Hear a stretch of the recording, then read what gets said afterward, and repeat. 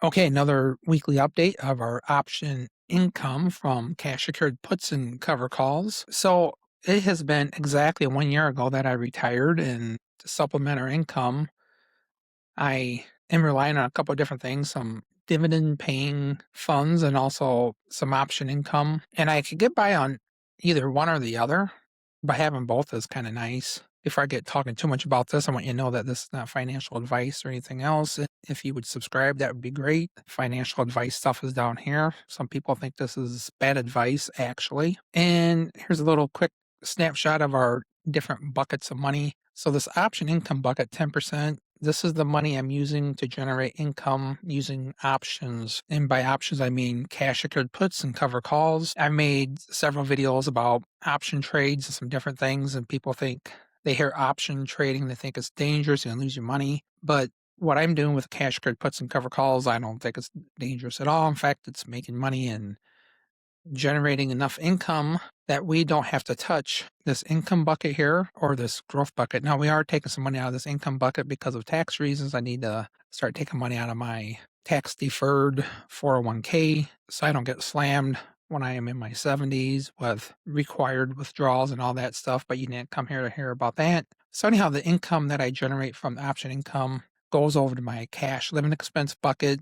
which is about 5% total. And this is enough for us to live on for 1 or 2 years. So if these buckets here quit producing income, we can get by quite a while with this bucket here. I do get some pension income, but it's not nearly enough to live on and do the traveling and different things that we like to do. So with that, let's get looking to see how we did this week with our option trades. Okay, so here's my option trading spreadsheet. And right away, let's go ahead and highlight this green column. This is the money I made on all the closed trades for last week. And we got $2,025. So these are the trades I closed, and I keep track based on the date I closed the trade. So I don't count my money until the trade is closed. So these are trades down here that are still open. And if I pop the 0 into here, and assuming that all these options would expire worthless, which is good. Basically, if you're new to options, the way it works, I sell an option and then later I want to buy it back. So if I sell something, in this case, for 28 cents a share and I buy it back for 0, I make $56 on the entire contract. Because in this case, I got 200 shares, 28 cents a share. Now, this is not a lot. If you jump up here and look at this one here, I sold a cash care put on NVDL at $1.38 per share, and it went down to 44 cents, and I bought it back, and my profit was $376. And if you calculate that, the total return of capital that I had to put up was 1.27%, and I only held this for 1 day. And if you annualize that, that'd be a 463% return. So in other words, if I did this every single day, I would turn, let's say, $10,000 into $46,000 in 1 year.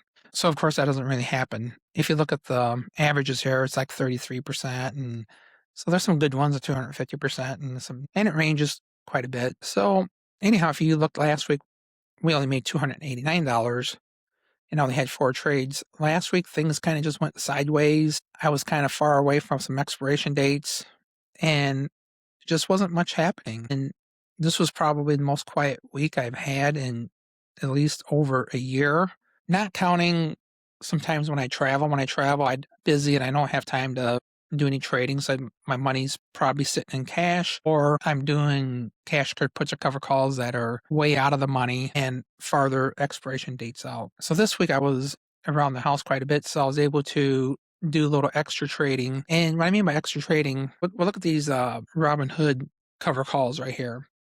I had 3 of them and a little bit of premium. And if I highlight these 3, the total was $149. So I sold these cover calls. And what happened last week was the stock market kind of went way up, it kind of went way down, kind of went way up, kind of went way down. And if you look, I was in and out of these Robinhood cover calls in just like 5 days. I sold those on the 2nd and I closed them on the 7th. And then the very next day, something happened. Stock market actually kind of shot up and Robinhood went up to 73.80 and I sold cover calls again. Well, then very next day, the market went down, Robinhood went from 73.80 down to 69.20. And so I went ahead and closed these options out, just kind of assuming I'd jump back in later. So I made $120 overnight. And then if you come down here, you see Robinhood went back up to 71.80. And I went ahead and sold cover calls again, 85 strike price. And once again, not a lot of premium, but $100 here, $100 there. And I normally don't like doing cover calls below my bases. So my bases are here like 104, 94, and this one here is 99. Because what I'm doing here is agreeing to sell my shares for $85 a share if it gets to that point between now and if it ends up there on the 24th, which is less than 2 weeks away. However, that's quite a jump. That'd be like a 10, 15%.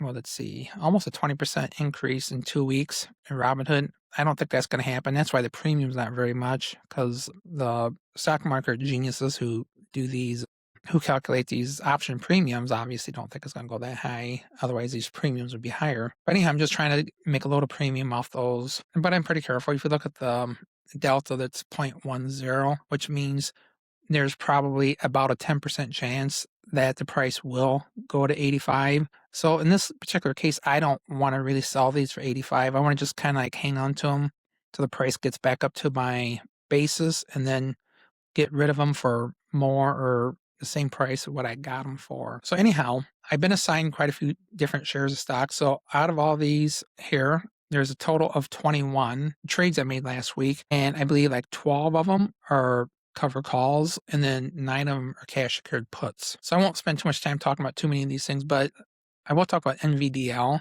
That seems to be my biggest moneymaker right now. It used to be SOFI, and SOFI kind of let me down. NVDL, I've been selling a cash secured put every week, and I had one up here from a few weeks ago, made $668. And actually, I was in and out a couple of times right here. And actually up here as well, I was going to talk about, we had a cash secured put. I ended up getting the shares at 75. I was assigned. This day I actually did a cover call at 78. And then I almost immediately changed my mind, but I still made $20.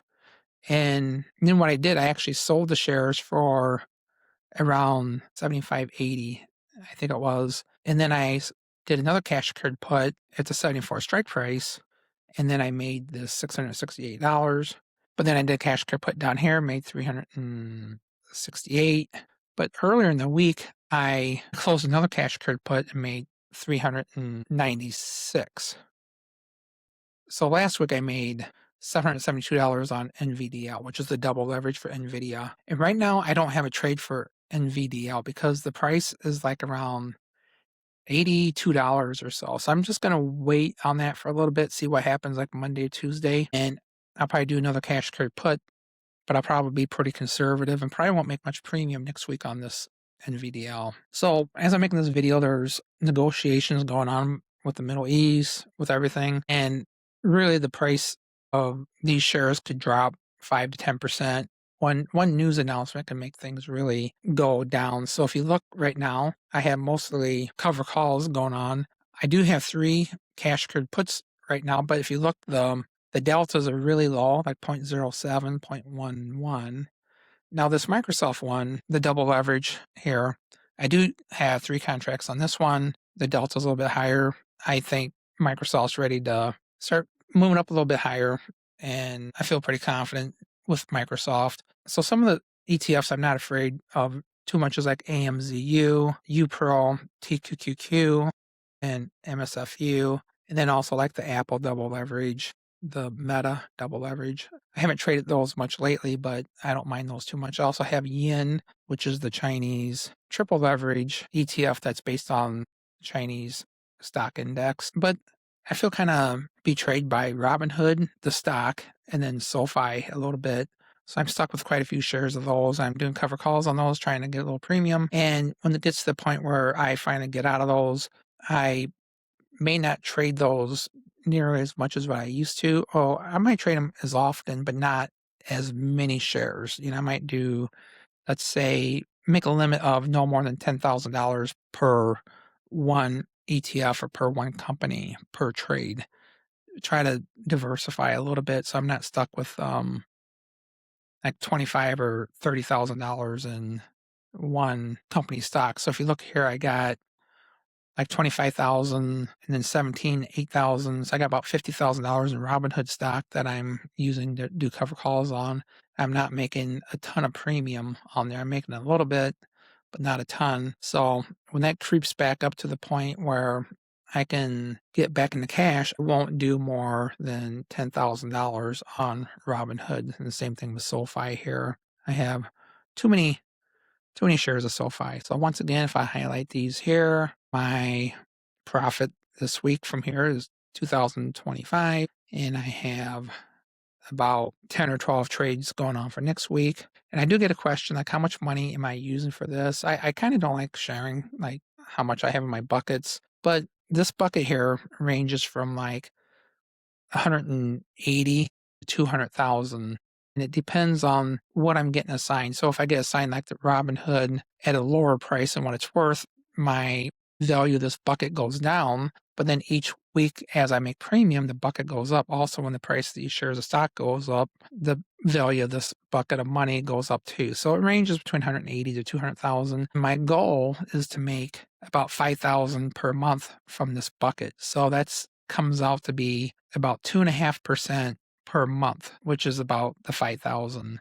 And for those that are curious, like, am I reaching that goal? Well, this goes back to the first of the year. And I don't know why this is out of order here, but let's go ahead and highlight all this for the 3 months or so. And let's see how we did. So I highlighted here from March 31st all the way back to January 1st. So for the first 3 months of this year, we made 34,455. So this pace, we're heading toward about a $130,000 year, and my goal is 60,000. So we're doing twice as well as what I had planned. So basically, this 180 to $200,000 bucket is on pace to return about $130,000 in 1 year, which is kind of a crazy number. I don't expect that to really happen. Like I said, I expect this to be like 60,000, which is still, very good return. That'd be like a 30% return for that bucket. And that's kind of what my goal is. Some people say that's unrealistic and everything, but I've been doing this on a smaller scale for several years. And really since the beginning of COVID, 2021, 2022, I've been doing this on a consistent basis. And for the amount of money I had in this bucket, I've been doing like actually 30 to 40% return. And I'm just doing it on a little bit of a larger scale right now. So we'll wrap it up here. Remember, this is not financial advice, just me sharing what we're doing with our option trades. Make sure you check out the channel, look through some of the videos. I do examples of selling cash secured puts and selling cover calls. I also have like a mini course for people that are interested. I got like an ebook that you can download if you're a very beginner and all that other good stuff. And before I go, I want to talk about one trade I made. I did a cash secured put on American Airlines, and I did the strike price at $10. I did 5 contracts. I had to put up $5,000 as collateral. And I did close that and made $160. So when I did that, I made a video on that trade. So you can look back and look at that trade when I made it. And I closed it early. I sold it for 36 cents per share. And then I bought it back for 4. So my profit was 32 cents per share, which comes out to be $160.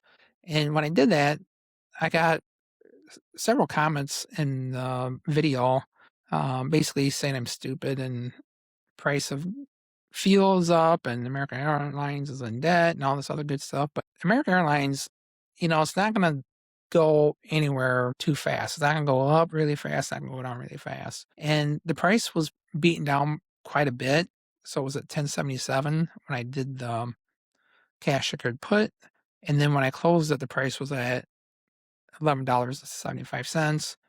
And I made the 160. And, annual return, that would have been like a 90% annual return. So I did okay on that trade. So a lot of people were comment on that and everything else. So I just wanted to touch on that before we close. So now we will end the video, and make sure you subscribe and like and do all this good stuff. And it's not financial advice, just examples of what I do. And we'll see you in the next video.